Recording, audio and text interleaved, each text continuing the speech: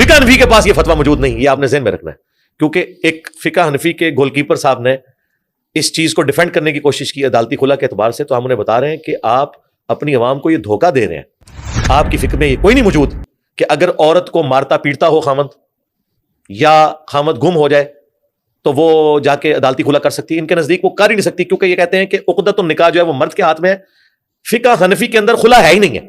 اب رہا عدالتی خلا, اس میں عدالتی خلا میں ہم نے جب بھی یہ پرابلم ڈسکس کیا تو اس میں یہ بات کی ہے کہ ون سائیڈڈ عورت کا کام نہیں ہے کہ وہ عدالت میں جائے اور غلط جگہ کے اوپر سمن بھجوا دے وکیلوں کے ذریعے, مرد بیچارے کو پتہ ہی نہیں ہے, اینڈ پہ اسے پتہ چلے جب عورت چلی گئی. ایسی بہت سی کہانیاں, اور اس طرح تو طلاق اسٹیبلش نہیں ہوگی. ہاں وہ اسی پہ بات ہوئی تھی. نہیں اس پہ نہیں, مسئلہ یہ کہ جو ہمارے فقہ حنفی والے لوگ ہیں نا, فقہ حنفی والے لوگ, ان کے ساتھ بہت بڑا مسئلہ اٹیچ ہے. ان کو 1200 سال پہلے ایک وائرس لگ گیا, اس کا علاج اب ممکن نہیں ہے جب تک کہ وہ اپنے اس مسئلے کو اپنی فکس سے ریموو نہیں کرتے. عدالتی خلا کی کیا حیثیت ہے؟ کیونکہ کچھ علماء یہ کہتے ہیں کہ عدالتی خلا جو ہے وہ خلا نہیں ہے اور وہ زنا ہے, تو اس حوالے سے ہمارے پاس کیا دلیل ہے؟ دلیل تو انہوں نے دینی ہے جنہوں نے اتنا بڑا حکم لگایا, ہم دلیل دے دیتے ہیں. جامعہ ترمذی میں سنن ابی داؤد میں حدیث موجود ہے, نبی علیہ السلام نے فرمایا کہ جو عورت بغیر وجہ کے طلاق لے گی وہ جنت کی خوشبو بھی نہیں پائے گی. یہ اتنا بڑا جرم ہے کہ کوئی بغیر وجہ کے طلاق لے لے اپنے خاوند سے. اگر ہم ان کی ڈاکٹرن مان لیں تو ان کے اصول کے تحت تو طلاق ہونی ہی نہیں چاہیے بغیر وجہ کے, کیونکہ کہتے ہیں بغیر وجہ کے طلاق نہیں لے سکتی. تو نبی علیہ السلام کو یہ نہیں فرمانا چاہیے تھا کہ جو بغیر وجہ کے طلاق لے وہ جنت کی خوشبو بھی نہیں پائے گی. نبی علیہ السلام کو یہ کہنا چاہیے تھا کہ جو بغیر وجہ کے طلاق لے اس کی طلاق ہوگی ہی نہیں. اب اگر کوئی کہتا ہے نہیں صرف اس ارادے کی وجہ سے کہا گیا, ارادے کی بنیاد پہ تو اسلام میں گناہ لکھا ہی نہیں جاتا جب تک کہ آپ ایکٹیویٹی پرفارم نہ کریں. یہ حدیث اس بات کا ثبوت ہے کہ اس طرح کی طلاق یا عدالت سے جا کے ایک طریقے کے ساتھ خلا لینا جس میں اس خامند کو بھی انوالو کیا جائے, یہ عورت کا حق ہے. دنیا میں وہ اسٹیبلش ہوگا. زبردستی کوئی بھی مرد کسی عورت کو روک نہیں سکتا. کیا اس نے انتظار کرنا ہے کہ وہ پھر اپنے آشنا کے ساتھ بھاگ جائے؟ اس دن کا اس نے انتظار کرنا ہے. یہ اللہ تعالیٰ نے اسی لیے رکھا ہے کہ تاکہ دونوں اپنی عزت بچا لیں. سیدھی سی بات ہے, اگر وہ نہیں رہنا چاہتی تو اس کا رائٹ ہے. اگر وہ ناحق کر رہی ہے تو دنیا میں تو رول اسٹیبلش ہوگا, آپ نہ کریں وہ بھاگ جائے گی, پھر کیا رہ جائے گا, اس کی اولاد کا کیا بنے گا پیچھے سے. تو اسی لیے کہا گیا کہ ناپسندیدہ ہے یہ چیز.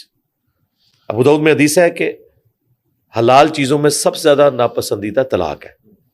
یعنی طلاق ہو تو جاتی ہے لیکن اللہ تعالیٰ چاہتا نہیں کہ ہو, لیکن اگر کوئی اس طریقے سے کرتا ہے تو وہ جو ترمذی میں حدیث ہے کہ وہ اسٹیبلش تو اس حوالے سے ہو جائے گی, باقی معاملہ وہ آخرت کا, وہ اللہ کا معاملہ ہے. اب رہا عدالتی خلا, اس میں عدالتی خلا میں ہم نے جب بھی یہ پرابلم ڈسکس کیا تو اس میں یہ بات کی ہے کہ ون سائیڈڈ عورت کا کام نہیں ہے کہ وہ عدالت میں جائے اور غلط جگہ کے اوپر سمن بھجوا دے وکیلوں کے ذریعے, مرد بیچارے کو پتہ ہی نہیں ہے, اینڈ پہ اسے پتہ چلے جب عورت چلی گئی. ایسی بہت سی کہانیاں, اور وہ اس طرح تو طلاق اسٹیبلش نہیں ہوگی. ہاں وہ اسی پہ بات ہوئی تھی.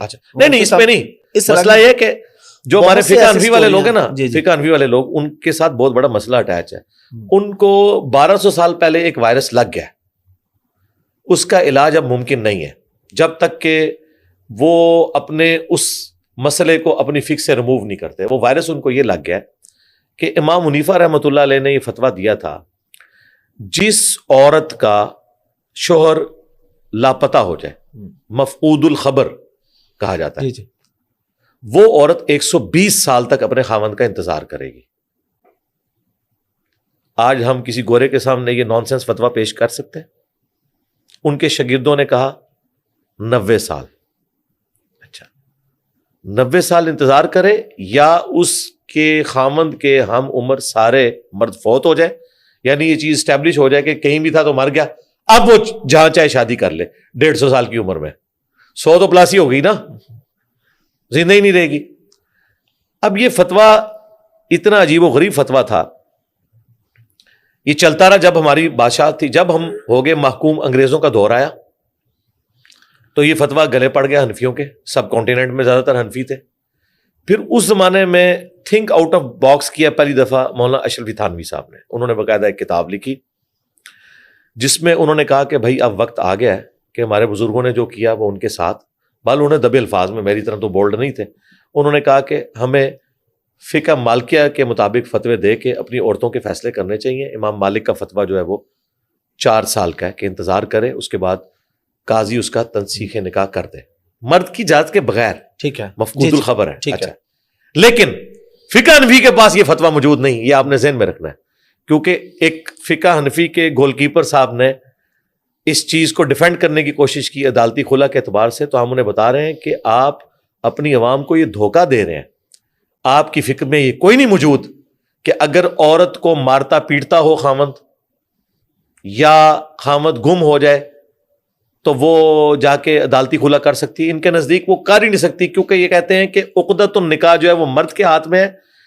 فقہ حنفی کے اندر خلا ہے ہی نہیں ہے، جس کو ہم خلا کہتے ہیں نا، وہ کہتے ہیں وہ مرد کے ذریعے قاضی طلاق دلوائے گا، اور اگر مرد وہاں اکڑ جائے میں طلاق نہیں دیتا تو طلاق نہیں ہوگی۔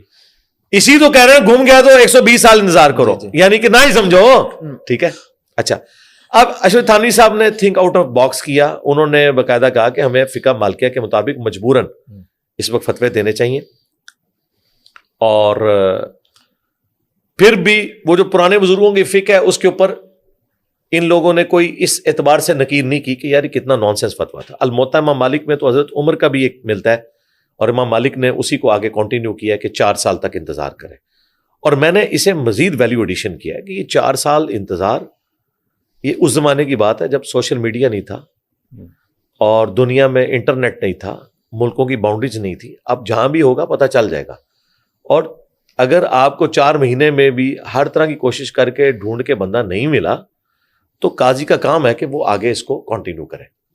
وہاں پہ بھی عدالتی خلا ون سائیڈڈ جو قاضی کرے گا نا، وہ فقہ مالکی کے تحت کر رہا ہے، فقہ حنفی کے تحت تو وہ بھی حرام ہے۔